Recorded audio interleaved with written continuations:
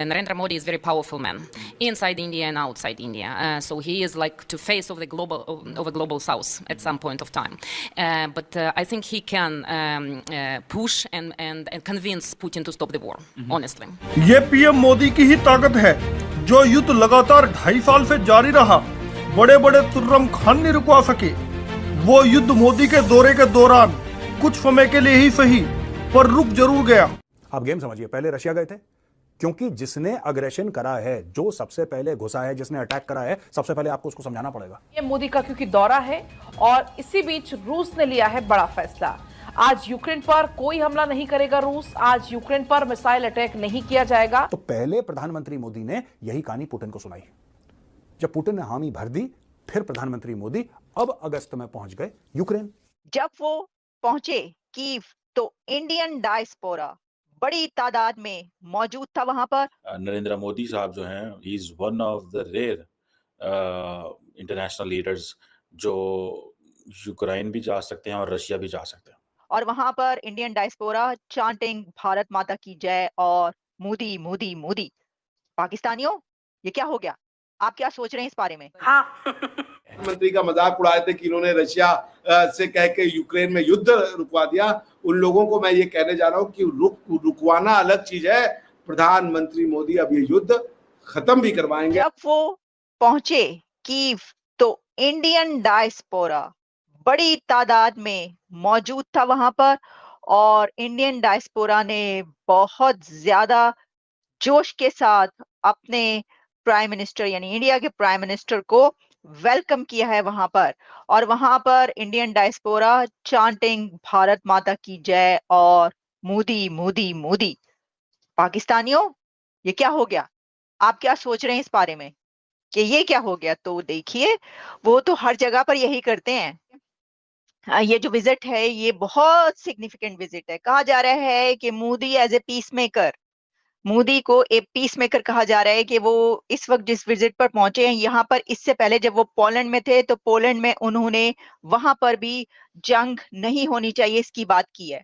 तो ऑब्वियसली कि वो व्लादिमीर ज़ेलेंस्की के साथ बात करेंगे कि जंग जो है वो ठीक नहीं है और इसके लिए पहले से ही कहा जा रहा है कि ऐसे डायलॉग होगा। यूक्रेन इस वक्त एक मैं कहता हूँ शायद सबसे लंबी जंग अगर रिसेंट पास्ट की हम बात करते हैं जो छिड़ी हुई है और अच्छा खासा नुकसान हो चुका है। एक माह पहले ऑलमोस्ट जुलाई के फर्स्ट वीक में नरेंद्र मोदी साहब ने क्रेमलिन का विजिट किया था, मॉस्को में थे वो, और अभी वो कीव गए हुए हैं। बहुत दोनों की अपनी अहमियत है और आप लोग के डिफेंस मिनिस्टर अमेरिका में मौजूद है। लाजमी सी बात है, ये एक ट्रायंगल है, रशिया, यूक्रेन और अमेरिका। आप ये नहीं कह सकते कि ये सिर्फ यूक्रेन रशिया की जंग है। क्या देख रहे हैं भाई? जो चर्निंग है ना वर्ल्ड ऑर्डर की, वो आज कंप्लीट हो गई, क्योंकि वर्ल्ड ऑर्डर ने ये बात दिखा दिया कि जो करंट वर्ल्ड ऑर्डर है उसमें इंडिया का रोल है और इंडिया का रोल रीजनल नहीं है, इंडिया का रोल अब ग्लोबल है। क्योंकि रशिया यूक्रेन कॉन्फ्लिक्ट जो है ना फकर भाई, ये कोई रीजनल प्रॉब्लम नहीं है ये। और आपको पता है वेस्ट की प्रॉब्लम हम सब की प्रॉब्लम है, हम माने या ना माने, ठीक है ना भैया? वेस्ट को कुछ हो रहा है तो हमारे आपके गले में आके वो पड़ेगा ही पड़ेगा। तो उसके बाद वेस्ट ने अपना पूरा दम लगा दिया, फाइनेंशियल सिस्टम से रशिया को बाहर किया, रशिया को एनर्जी डील से बाहर करने की कोशिश की, फूड मार्केट से ब्लॉक करने की कोशिश की उनके जो है, और जितनी तरीके की वो प्यूनिटिव एक्शन ले सकते थे उनकी रशिया के अगेंस्ट में वो लिया उन्होंने। Result zero. वो रशिया को वॉर से डिटर नहीं कर पाए। 2 साल से वॉर सतत चल रहा है। तो अब वेस्ट के पास तो कोई ऐसा फेस नहीं है। मैक्रोन साहब ने ट्राई किया था कि मैटर को सॉल्व करें, वो नहीं कर पाए। शुल्ज साहब ने ट्राई किया कि वो कर ले, जर्मन के चांसलर, वो नहीं कर पाए। अमेरिका का तो चांस ही नहीं उठता है। चाइना ने बहुत ट्राई किया कि वो इस मैटर को सॉल्व कर पाए, वो भी नहीं कर पाए। फाइनली जब मैंने पिछली बार भी कहा था, जब मोदी जी को अचानक से रशिया बुलाया गया, तो ये बात मेरे लिए बहुत क्लियर थी कि ये कोई एनर्जी डील साइन करने के लिए या किसी ऐसे मैटर को साइन करने के लिए नहीं बुलाया गया है। शायद राष्ट्रपति पुतिन प्रधानमंत्री मोदी को कुछ बहुत बड़ा मैसेज देना चाहते थे और देखिए वो मैसेज उन्होंने दे दिया था कि आप कीजिए, आगे बढ़िए इस मैटर से, इस युद्ध से रशिया को बाहर निकालिए, क्योंकि हमें कुछ नहीं मिल रहा है और हम आपके साथ हैं। तो इंडिया को एक फ्री जो है वो लाइसेंस दे दिया था राष्ट्रपति पुतिन ने। सबसे बड़ी बात थी, इंडिया ने इन 70 सालों में क्रेडिबिलिटी कमाई, भरोसा कमाया और प्रधानमंत्री मोदी के फॉर्म में हमें वो नेतृत्व मिला जो इस भरोसे को इनकैश कर सके। आज प्रधानमंत्री मोदी दुनिया के लीडर हैं, आज दुनिया उनकी ओर देखती है और राष्ट्रपति पुतिन भी प्रधानमंत्री मोदी की ओर देखा और भारत ने ताल ठोंक दी। आज प्रधानमंत्री मोदी ने कहा राष्ट्रपति जेलेंस्की के सामने कि सबसे पहली बात, जो लोग ये कह रहे हैं कि भारत न्यूट्रल है वो गलत कह रहे हैं। क्यों? क्योंकि भारत शुरू से कह रहा है कि युद्ध गलत हो रहा है, हम वॉर के साथ नहीं है। अगर हम न्यूट्रल होते तो हम वॉर का साथ दे रहे हैं। हम बस ये कर रहे हैं कि हम कौन सी पार्टी दोषी है, नेटो दोषी है, यूक्रेन दोषी है, रशिया दोषी है, हम इसमें नहीं पड़ते। लेकिन हम वॉर के साथ नहीं है, इसलिए हम न्यूट्रल नहीं है। हम ये नहीं कह रहे कि वॉर करो जी, हमें कुछ, हम कह रहे हैं कि वॉर हो रहा है वो गलत हो रहा है। और हमने राष्ट्रपति पुतिन के फेस में कहा था कि भाई ये जो समय है वो युद्ध का है, नहीं है, ये युद्ध का नहीं। देखिए, लोगों ने, जो लोग ज्ञानी होते हैं ना, वो कुछ चीजों को समझ देते हैं। चाइना 18 ट्रिलियन डॉलर की इकोनॉमी है, यूएस 28 ट्रिलियन डॉलर की इकोनॉमी है, और इंडिया जो है वो 4 ट्रिलियन डॉलर की इकोनॉमी है। लेकिन फिर भी दुनिया ने कहा था कि आने वाला जो युग है, जो आने वाली सेंचुरी है, ये एशिया की होगी, और एशिया में ये सेंचुरी इंडिया की होगी। कोई नहीं कहता फकर भाई कि ये सेंचुरी चाइना की होगी, जबकि चाइना हमसे ज्यादा मजबूत है, हमसे ज्यादा रिच है। जो सच है वो सच है। अमेरिका के प्रेसिडेंट गए, एक दिन पहले बताया गया। फ्रांस के प्रेसिडेंट गए, 12 घंटे पहले बताया गया कि यूक्रेन में आ रहे हैं।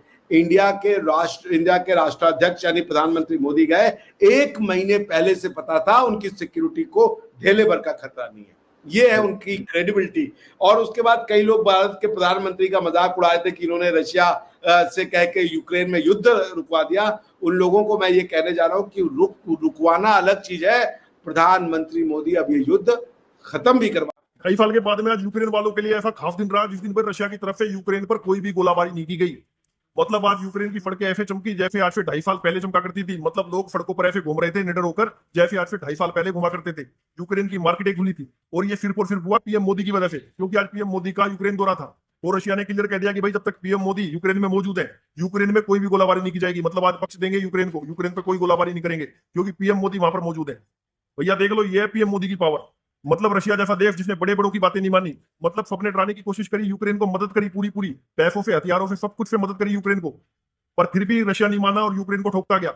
और आज एक दिन के लिए फिर पीएम मोदी के लिए रशिया ने अपनी गोलाबारी रोक दी, और यहाँ से यूक्रेन ने भी रोक दी। और ये सब देखकर जो यूक्रेन एक टाइम पर भारत का विरोधी था और पाकिस्तान के सपोर्ट में खड़ा रहता था, मतलब पाकिस्तान को हथियार से लेकर सब कुछ प्रोवाइड कराता था भारत के खिलाफ यूक्रेन, उस यूक्रेन की एमपी जिनका नाम है यूलिया किलिमेंको, वो ये कह रही है भैया पीएम मोदी दुनिया में इकलौते ऐसे नेता है, मतलब ऐसे पावरफुल नेता है जो कि इन दोनों देशों को, यूक्रेन और रशिया को, एक टेबल पर ला सकते हैं। और ये युद्ध जो आज थोड़े टाइम के लिए रुका है, इसको पूरी तरीके से रुकवा सकते हैं। फिर पीएम मोदी के अंदर ऐसी ताकत है। ये यूक्रेन कह रहा है जो कि एक टाइम पर भारत का विरोधी था, और अब भारत के साथ में अपनी दोस्ती बता रहा है। मतलब कह रहा है कि जो भारत रशिया को अपना फ्रेंड मानता है ना, रशिया को कहता है कि भाई रशिया हमारा दोस्त है, तो रशिया ही सिर्फ भारत का दोस्त नहीं है, हम भी भारत के दोस्त हैं। मतलब हम भी यूएसएसआर का हिस्सा थे, सोवियत संघ का हम भी हिस्सा थे, सिर्फ रशिया ही सोवियत संघ का हिस्सा नहीं था। तो भारत हमारा भी दोस्त है, मतलब हम भी भारत के दोस्त हैं, और आज अपनी दोस्ती की दुआई भारत को दे रहा है। तो भाई देख लो आज भारत की ताकत कहां पर